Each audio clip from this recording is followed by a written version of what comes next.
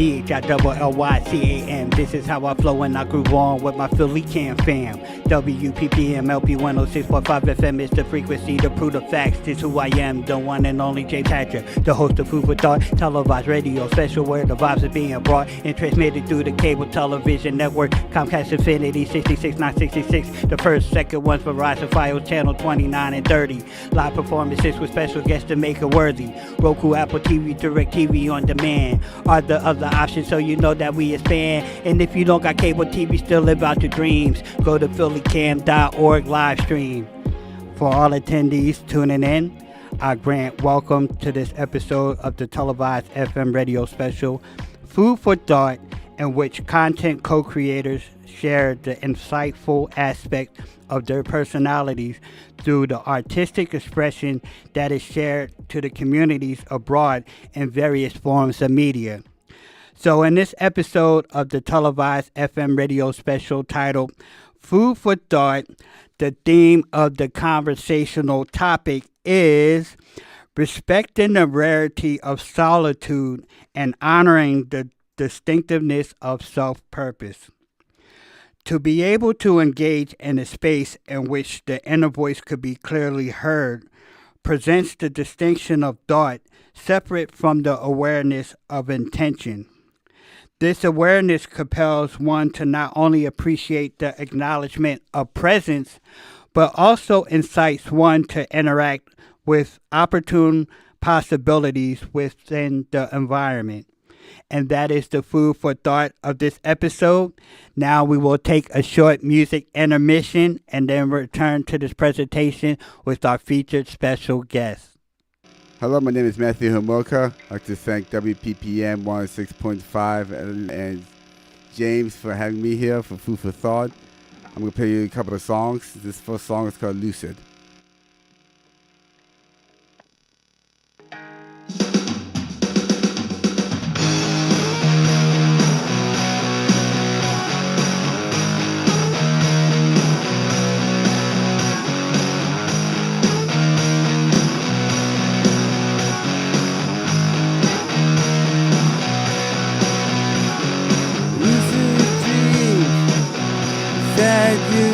Told me, trying to figure out the meaning behind those stories. Dissecting thoughts of a killer, the sitting there in rhythm. Try to bargain, but you're gonna get any closer. Miles away in the dreams, driving my way home. Miles away in the dreams, repeating reasons that covers the past, reaching deep down to see what you can grasp. Try to shake it off, but something keeps coming up. It's hard to focus when you're losing sense of it all. Miles away in the dreams, driving my way home. Miles away in the dreams, repeating this instead. Miles away in the dreams, repeating this instead. Miles away in the dreams, driving my way home.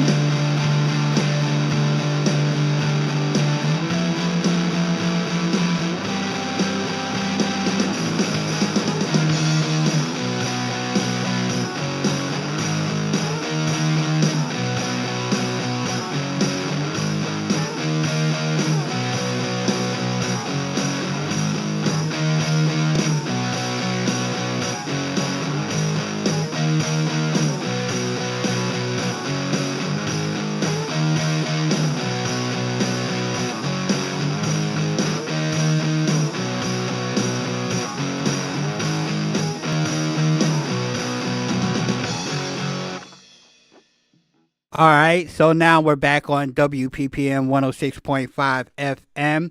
I am the host that goes by the name of James Hatcher. You're tuning in to the televised FM radio special titled Food for Thought, airing on WPPM 106.5 FM. Now, joining me in this presentation is a composer who delivers musical projections that are both stimulating and electrifying. He is in tune with his music so much that he plays his instruments like it could be considered an extension of his physical anatomy. So without any further anticipation, I invite this special guest to introduce himself. Hello, my name is Matt Homolka, coming from Benson, Pennsylvania, and it's good to be here. All right, it's great to have you here, Mr. Homolka. All right, so I got a couple of questions and inquiries upon interest, just to get familiarized with who you are and what inspires you to write the music that you write, okay? All right, so in this, and what specification do you categorize your style of, and your genre of music that you produce? I would say alternative rock with a little bit of punk on the side. Okay, all right. So there are some musicians who potentially compose music strictly for self-fulfillment, and there are songwriters who compose music for the purpose of individuals to relate to their content. What is your ultimate reason to compose music, and how do you balance out your personal indulgence of music with presenting it to the public for their compatibility? That's a good question. You know, some music they do it, for the self-fulfillment. Others do it for, the attention and the compatibility of relating to other listeners, right? Yeah. So how do you balance that out? What is the main purpose of you writing music? Is it for your self-fulfillment or? I think it's a little bit of both. I think for the fulfillment side, it's just the idea of writing music for yourself, but you also wanted people to listen to it.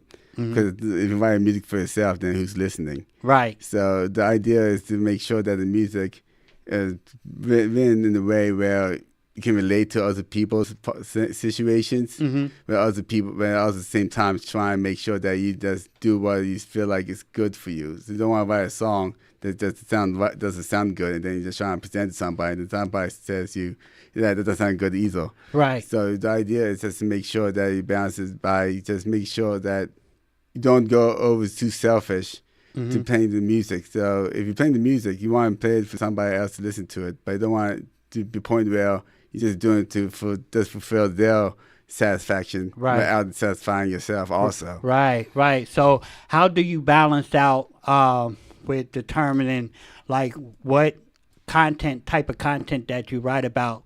You know what I'm saying? Like when you write music, what is your mind state? Do you just say, well, I'm just going to write, a certain topic about, myself or about like, the events and stuff like that?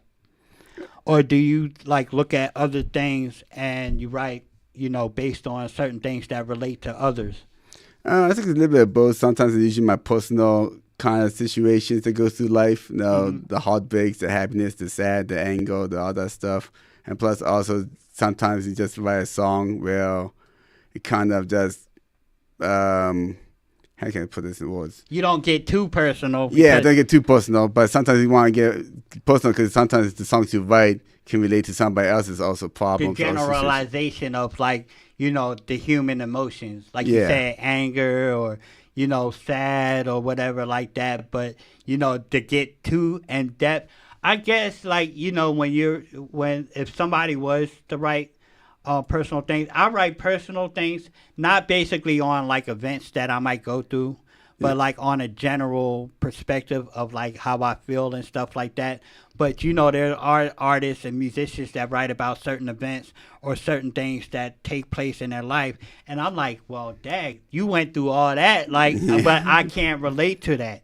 You know what I'm saying? So how do you balance out with writing something personal for yourself and then saying, well, that I think a lot of people relate to that, or writing about, your personal experience and then saying, dang, I don't know if that's going to be, relatable to, a crowd, a group of listeners. You know what I'm saying? Because, like Yeah. you said, when musicians put out music, we put it out for the purpose of other people to relate. Because what would be the sense of writing music? Yeah. Like, especially if you're writing music, good and, you get hype about it, you want to be able to share it to other people. You know what I'm saying? Yeah. So, like, do you ever come across, like, a point where you're like, you know what I'm saying? You might start off writing personal about a personal situation, but you have to balance it out.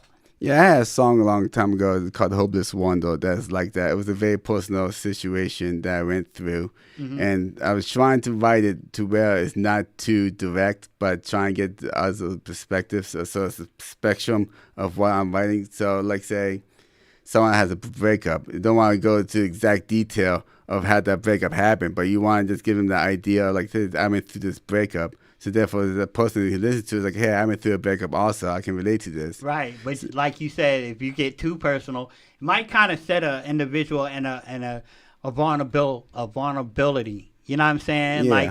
I don't know if I would care about people judging me for certain things, but yeah, you right. You might have to be able to balance it out, because if you get too personal, then it's kind of a reactive repercussion to it. Yeah. You know what I'm saying? All right, so do you think it is more beneficial for an artist to have a song already written before entering a recording studio to work with a producer? Or is it best that an artist and a producer makes the song together during a studio session, and why? I think the best idea is to have an idea. So if some artists I know that come in and then have an idea, but they don't have anything actually structured.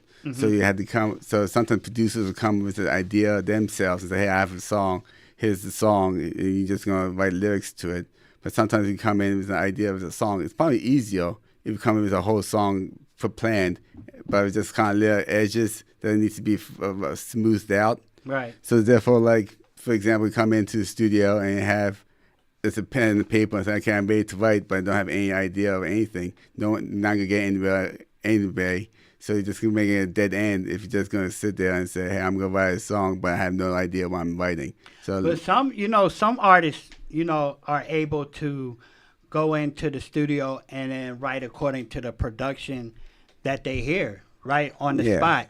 Now, would it be easier for you to be able to have a song already prepared and then go into the studio and the producer already have like the pre instrumental or pre-music, or would you rather go in and you already have a song written and then have the producer go according to like your lyrics? Personally, for me, it's me coming with my song and just bringing it to the producer and say, hey, this is a song that I wrote. See what your idea is, what can I fix, what can I improve? So you can do it that way. Now we came into a studio and just came up with an idea without any real structure. I had to have some structure to come in before I come into the studio. Right, and I think it's a little bit easier for you because you play the instrument. Yeah. Right. What kind of instruments do you play? I play guitar. Like what kind of guitar? I play electric guitar, acoustic guitar. I also play drums and bass. Songs you hear online that's under my name, I play all the instruments. Oh, wow. Okay, so are you self-taught, or have you learned from somebody that has been experiencing those instruments? For guitar, I went to lessons. I took lessons for guitar. Drums, Online lessons or? What's that? Online lessons? Oh, no, it was personal. This is like, I've been playing guitar for about 25 years. So back in 2003, I believe, is when I started playing guitar. So the whole online social media thing wasn't a big thing as it was back then. So from me learning to play guitar, I had to go to actually a studio and then learn from a guy teaching me how to play guitar. Is that the first instrument that you learned to play? Yeah. You said you played the drums too. Yeah, I played the drums a couple years later. Okay. But the guitar is the longest I've been playing. So what inspired you to say that I want to start playing the guitar? Was it the sound, or was it what attracted you to playing the guitar? So it's kind of a funny story. I used to download instrumental parts or songs that from online, and then I used to write lyrics to the instrumental parts. So then I just thought like, well, why am I writing lyrics to somebody who already made a song without lyrics? Well, I could just write my own lyrics and write my own songs. So then I always had an interest in playing guitar. So I just pick up a guitar and then learn how to play guitar and start writing my own songs and writing my own instrument parts.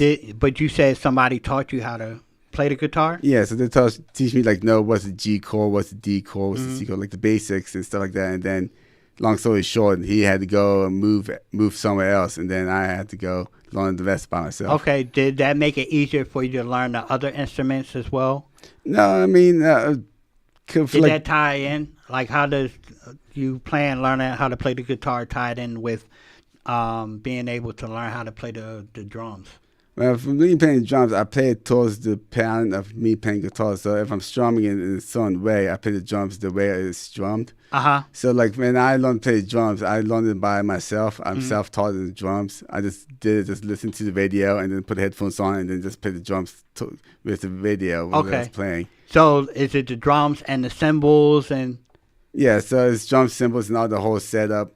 But me playing drums, it was self-taught. Guitar was I was taught this guitar and bass. I just kind of mixed between the drums and guitar. I learned plays by myself, but I use guitar.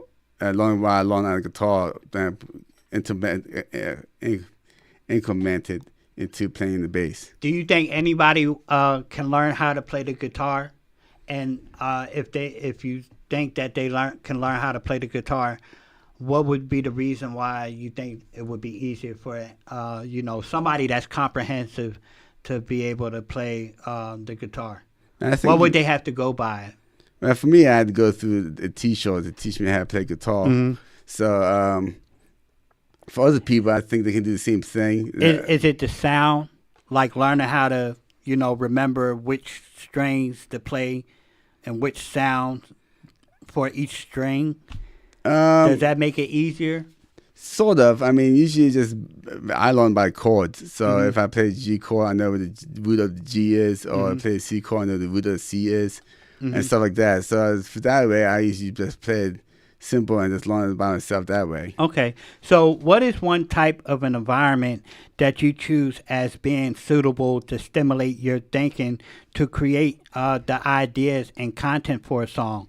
Is there a specific kind of environment that you enter to produce a specific content?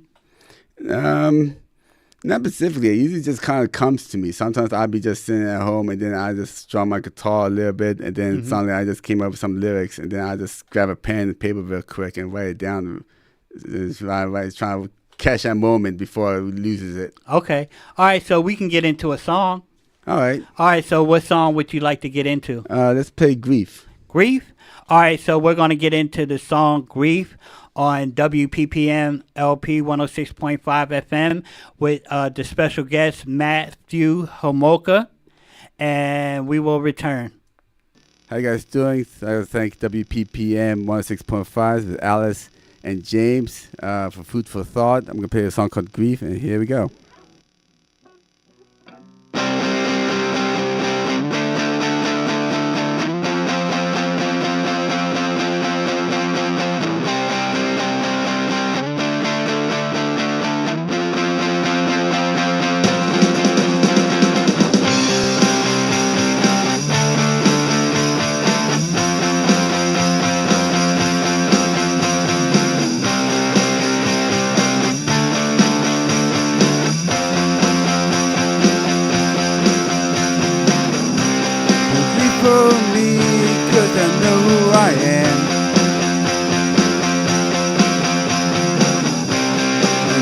Belong, I finally understand. Born in particles out in the stars, leaving traces of what it was, and everything will be alright.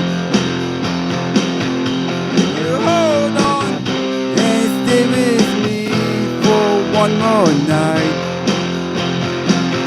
If you hold on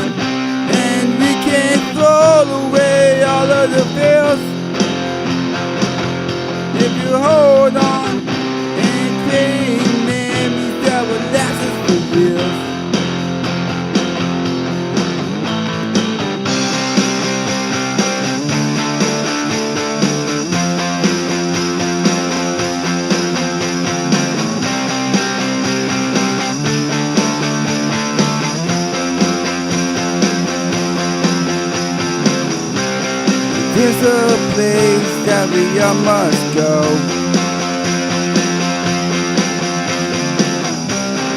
Into the great unknown.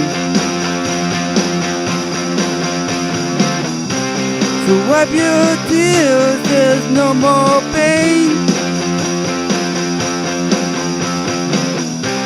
Just down the road, we'll be together again. And everything will be alright. If you hold on and stay with me for one more night. If you hold on, then we can throw away all of the fears.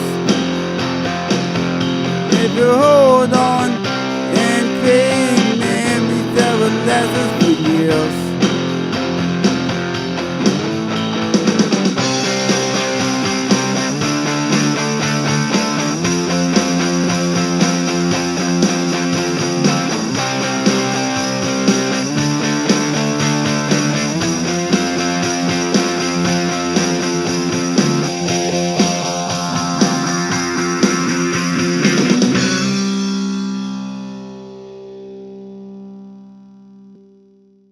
All right, so we're back on WPPM 106.5 FM. I am the host that goes by the one and only James Hatcher with special guest Matthew Homolka.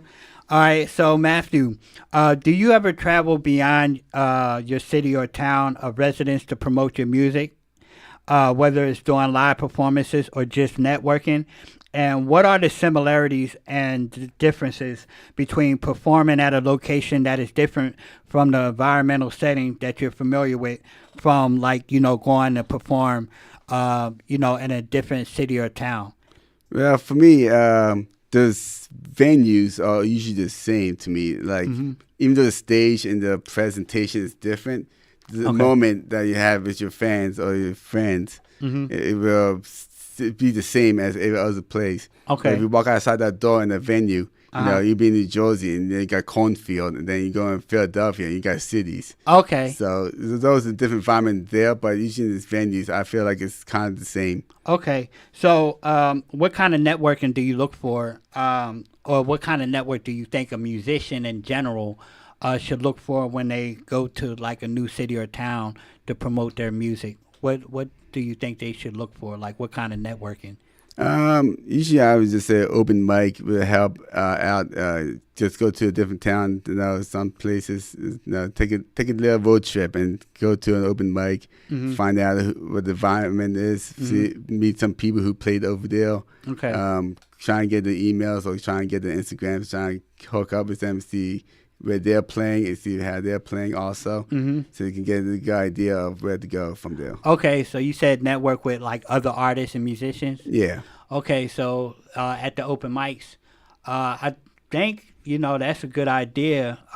What about like, before you go to a city or town, what other events do you think a person should look for that will give them, because I feel like if like you just go there just to network with other artists, you know what I'm saying? That's kind of like, I don't know, it's kind of like it's not really focused on the people that I would feel that you're supposed to be like dealing with. Like I would look for some, like maybe the owner of the establishment or something. Yeah, you know what I'm saying? Yeah, usually it's like somebody like hosting an event. You can also talk to them about that, or find the email of the owner of the establishment. Usually they have people who does booking differently than the people who actually owns it. Right. So you always want to find the person who's responsible for the booking. Right. And talk to them and try and get like a good feel for it. Okay. So other than going online on an online internet to find venues that a music artist can go to perform at, what can be an alternative way and an opportunity to perform? Is there a specific routine that you utilize to locating a public venue, like before you like leave out of town? What it would be another way to find like a venue? I guess it's like I said, open mics, go to events, go. I can't do social media. You can do social media, but without social media, you can probably just go to open mics. Even if it's like just a jam, there's open jams at some places. So that means like the people just come together and just play music together. You can do that. You can find people that way. Or find your own location. Yeah. Maybe, you know what I'm saying, start in your own residence and, you know what I'm saying, set up at a corner and perform. I need some money for that one. Yeah. All right, so I guess we can get into another song. All right. All right, so what song would you like to get into? Let's play Kiss Me Before You Kill Me. Wow, okay. Kiss Me Before You Kill Me. Yeah. All right, so we're going to get into that song, Kiss Me Before You Kill Me, on WPPM 106.5 FM with special guest Matt Homolka. Enjoy the music.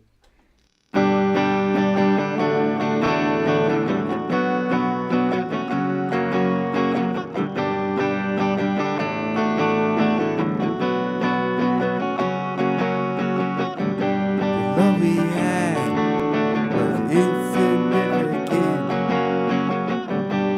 Find my cabinet with thoughts of you, but our innocence on the dance floor, wondering how we end up in this mess.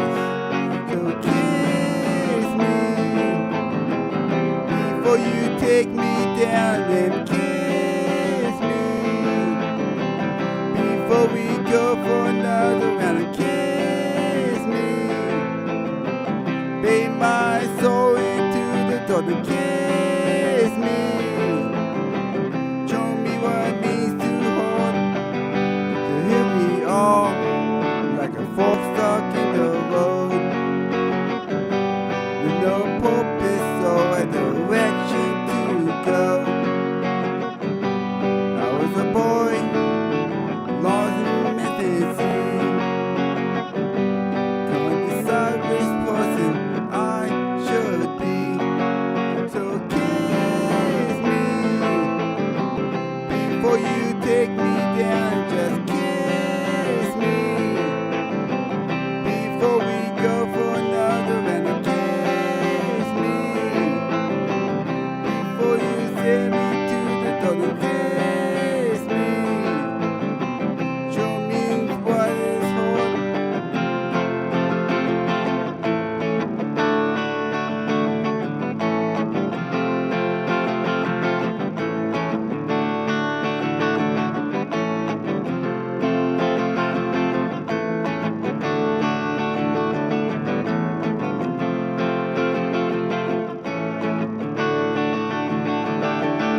So kiss me before you take me down. Just kiss me before we go for another round. Kiss me, bathe my soul into the door to kiss me.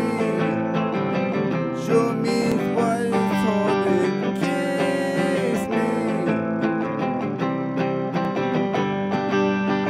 Kiss me.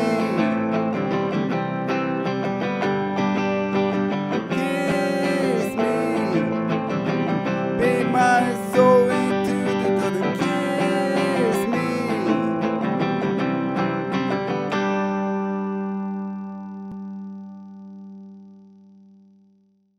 All right, so that was the song Kiss Me Before You Kill Me on WPPM-LP 106.5 FM. So, Matthew, from all the musical works that you have composed in your experience of making music, what song of yours that you deem not only your favorite song to perform and listen to, but is a continual inspiration for you to be reminded of your purpose in sharing this message? I would say my song called Grief, we just played a while ago. It's kind of a personal song to me. Kind of wrote that song basically as a sequel to another song that I wrote, which is about a man who's on his deathbed, that reminiscing his life before he goes to the other side.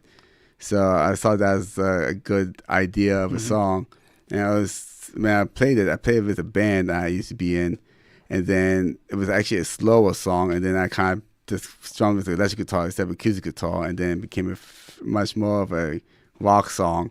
And I always thought that sounded pretty well. And I always keep playing that song for a bunch of people to make sure that they kind of connect to it. Mm-hmm. So you said that your song "Grief" is one of your favorite songs that reminds you and inspires you. What is the significance of you writing that song? Just the idea of writing something that's kind of personal, but not actually personal. So it's kind of like an open interpretation kind of song. So when I wrote it kind of in a weird headspace at the time. So when I wrote, I was like, it got a little too personal here. So I kind of changed a few words here and changed a few lyrics and make it a little more suitable for the other people who can listen to it and kind of more indulgent to it. Mm-hmm. Okay. Can you share as the one way making music has enhanced the quality of life for you? What are some valuable lessons from your songs that you may constantly integrate into the daily activities and routine to maintain a healthy lifestyle? Well, I usually play music so I won't go insane. So that's one thing. Okay.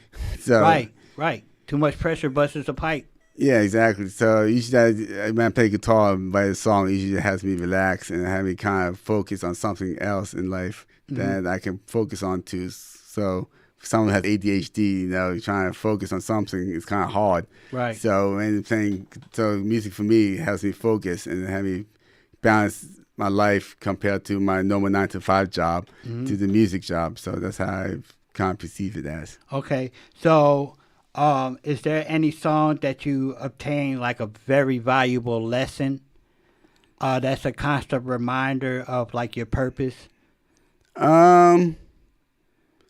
Like you said, Grief is one of your favorite songs, but is there another song that you may have like a valuable lessons from it that you have wrote? Not specifically, not songs like I have a lesson in it. It's just more of like just trying to connect with some other people in the world to see they have the same situation, same feeling, same moment that I have, and just trying to connect with it the best way.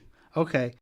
So, in a scenario of working on a collaboration project with a music artist that may have a different style or genre of composing, what is one great way that you may compose or you may compromise with the idea of the other artist, but at the same time keep the message within your musical content authentic? Oh, I just tell them I'll play drums for them. Yeah, like I don't mind collaborating with people, but like I don't want to be too fun with it. Like so, if someone says, "Hey, I want to write a song with you," okay, I was like, I'll play the drums, you play guitar and all the stuff. It's like if you have any ideas for lyrics, give it to me, and I'll come up with anything else. But mostly, like I like to be in the background if I'm collaborating with people. Okay, that's a good idea. That's good. All right, so we can get into another song. Yeah, sure. All right, so what song would you like to get into? Let's play Good Night Cinderella. What song? Good Night Cinderella. All right, Good Night Cinderella. Good Night Cinderella. So we're going to get into that song, Good Night Cinderella, on WPPM 106.5 FM. I am the host that goes by the name James Hatcher with special guest Matthew Homolka, and enjoy the music. All right, I'd like to thank Allison and James for having me here for Food for Thought. Listen to WPPM 106.5. Hope you like the song. It's called Good Night Cinderella.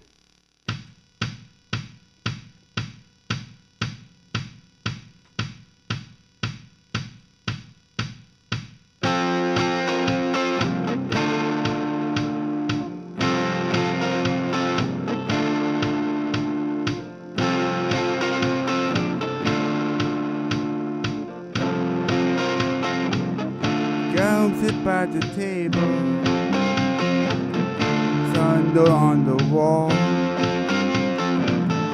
Said it was too unstable, so I made the call. Now I'm lying in a space what I'm supposed to do. Something I couldn't face. Didn't want to lose. If you want to change, that's okay. People changing every day. I once tried to go out and say the simple words I took to my grave. It's not easy to be like this, knowing what I truly miss. Saying goodbye was the hardest part. Knowing it's gonna end right from the start.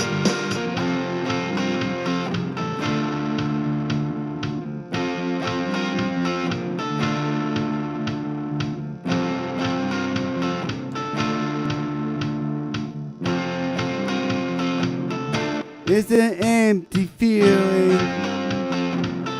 in a crowded room. We just stand the plot.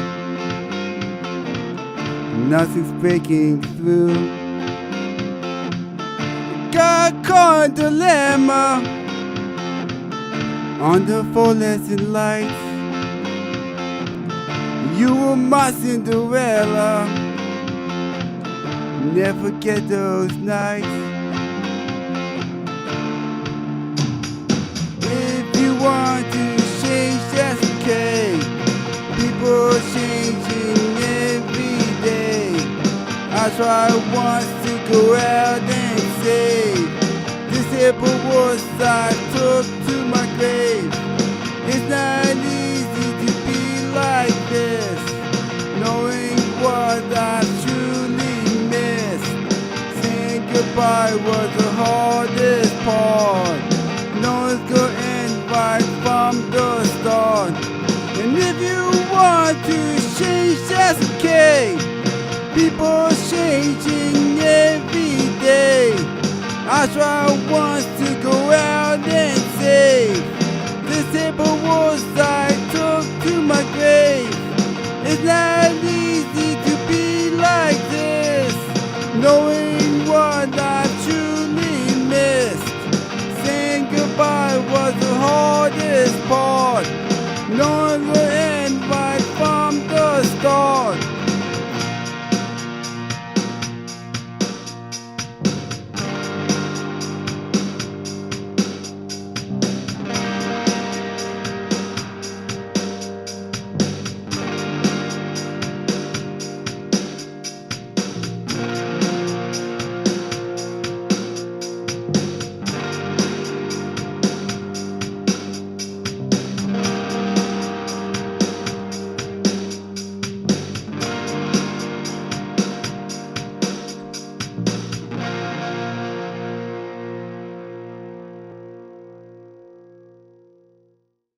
All right, so we're back on WPPM 106.5 FM. I'm the host that goes by the name of James Hatcher.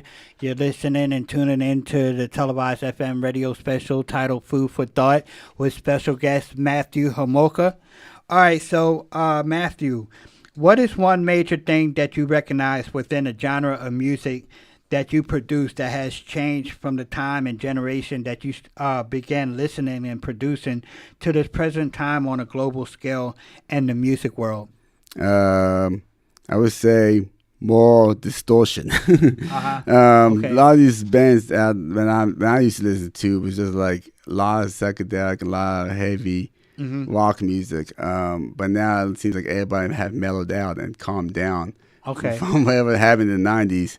So, but I think that it's easy to adapt to it.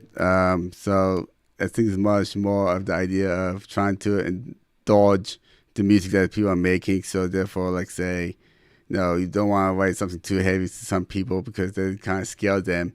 But you also want to make sure that that's kind of what sound you want to make. Mm-hmm. But from the time that I listened to when I lived in the 90s, to now, I think it's just a lot of people just mellowed out. Okay.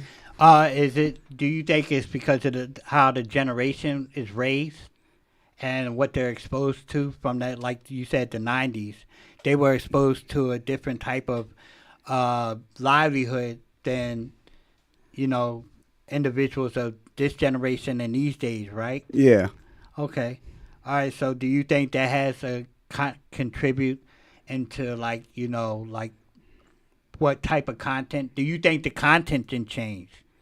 I think it kind of changed a little bit. I think that people that's what's going on with the world right now. It's a different lifestyle. Yeah, it's different lifestyle. Like right back then in the 90s, everybody's living free, and now we're on this kind of intense moment in our lives right now. So everybody's kind of writing the songs and making songs to kind of represent what's going on around the world. Right. Okay, I got you. All right. So, when representing oneself and a multitude of other musicians within the world, the whole world of entertainment, what is the best way overall that a musician can preserve their originality and authenticity without comparing themselves to others, how others perform, at the same time cause a long-lasting, memorable impression to music lovers? And for one thing, I think it's for publishing. I think you need to get a publishing deal with some people to make sure your music can kind of stay as what it is, because there'll be people who hear your songs and they'll be like, "Oh, that's a good song. I'm just going to take it from you." Okay. So you want to make sure you got a publishing deal for that. So protection. Okay. Yeah, don't want any copyright infringement coming on with you. Okay. All right. So you said the best way that a musician can preserve their originality and authenticity is to protect their music. Yeah. Very, very good idea. All right, so is there a reason why you may think that it is important for a music artist to pay special attention as to how a song's title should correspond with the narration and illustration of the song's content when presenting it to others in a public venue? If so, why? Most of my songs are just, I don't repeat the titles very often, or usually I just said the title once. Mm-hmm. But if you want to write a catchy song and then want people to remember the song, like a pop song, you want to make sure that it's the title of the song is what you repeat over and over again. Mm-hmm. So make sure that you can, like, if you go on social media and like, I can't remember that song, but if you remember the song, if you remember the title, then you can find the song for it. So some people write a song called like, hi, and this guy said hi 100 times, and then you're going to remember that it's going to be a song called Hi, because he's saying it like 200 times. Right. So compared to somebody who's write a song that has one title and just say it once, and people are like, what was that again? Mm-hmm. But for me, I like to do songs with just saying the title once, or maybe just saying maybe a few times, just because it just had a mystery to it. Right. So sometimes like ooh, the song is like you have a title and it's like, oh, that's kind of cool, because it's not actually exploding the song to like saying, if you got a song saying, I have one example, I had a song called Goodnight Cinderella, but I only say Cinderella, I don't say goodnight at all. Mm-hmm. But the idea of it is what the title is representing, saying I'm saying goodnight to someone, but I'm not going to say it straight to your face. So I'm just going to write it in a subtle way, so therefore you can make sure the song get the idea of it, but not to like playing in your head and smacking your head like, hey, this is what the song is about. And that's a good advice to any inspiring artist or aspiring songwriter that, could use that advice, that's beginning the songwriter. And that, I respect that, because that also shows the art of songwriting. Yeah, exactly. With what you just said. So, yeah, I really respect that. All right, so let me see.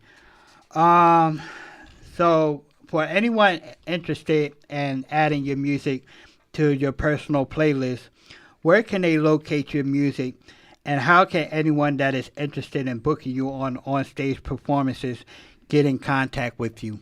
You can find me on Spotify, iTunes, Amazon Music, YouTube Music, or YouTube.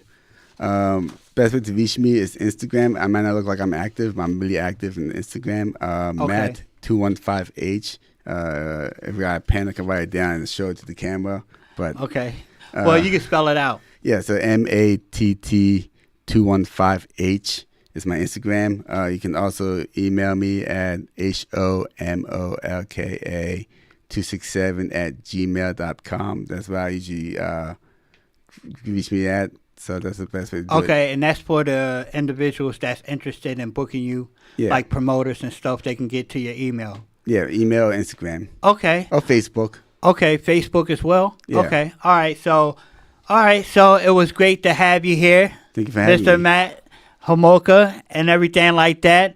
So once again, y'all are in tune with the televised FM radio special, Food for Thought, airing on WPPM 106.5 FM. I'm the host that goes by the name of James Hatcher. You can reach me on my Facebook. Just type in James Hatcher.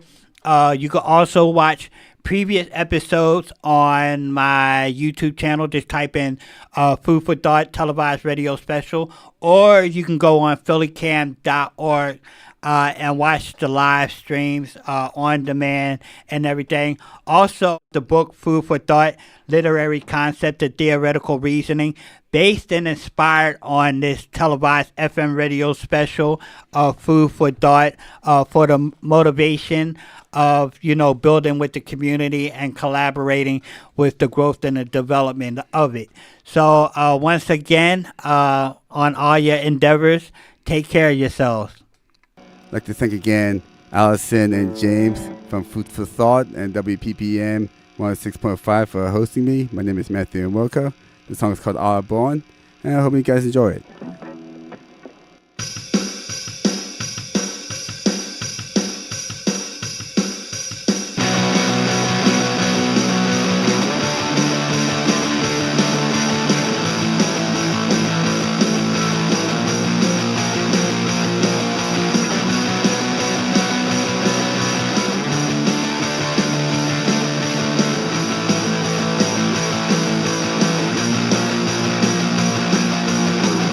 Occasions hold you in like a fish,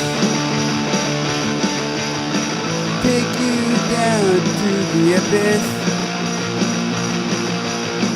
This dough just has a familiar taste. Try to avoid going to waste.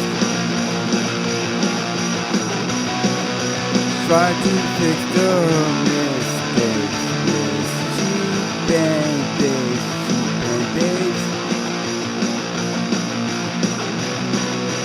Try to replace this with substitutions. Can't take it anymore, tired of being bored. It's such a shame, there is nothing to gain but time. To the point I called and realized who I was. It's said done, I'll be the last one gone.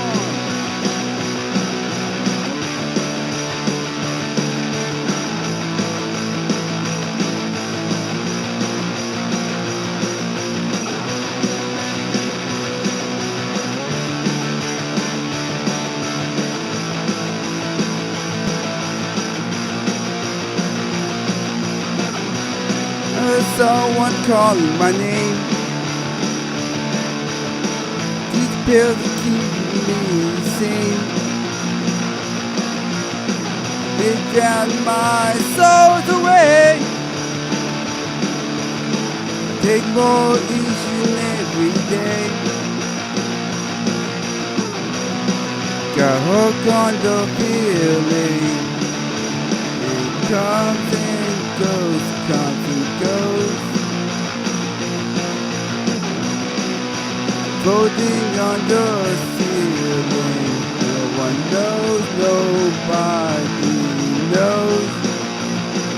Can't take it anymore, I'm tired of being bored. It's such a shame, there is nothing to gain. But I, to the point I called, realized who I was. And when it said time before one gone. Can't take it anymore, I'm tired of being bored. It's such a shame, there's nothing to gain.